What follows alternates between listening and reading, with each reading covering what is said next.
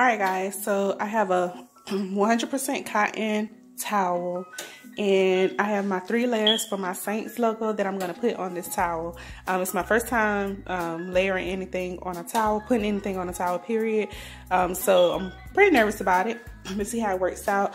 I do have my heat press set to 350. I always put it on 60 seconds, but we're not actually going to press it for 60 seconds. I just didn't change it. So let's get started. All right, and we're gonna press for about 5 seconds, just as we would as if we were on a t-shirt. How we get the moisture out, we're gonna do the same thing for the towel. This towel is pretty thick.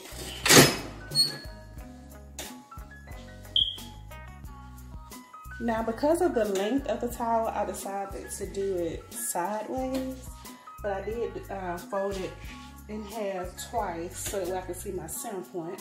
So I'm gonna put my white layer on first, which I already read it.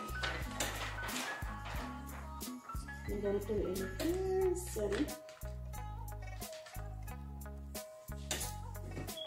Then I'm gonna let it down for about 5 seconds. I did have to loosen the tension up some because it was so thick. Alright, so we got our white layer down. Now we're going to put our black layer down. And stick it together.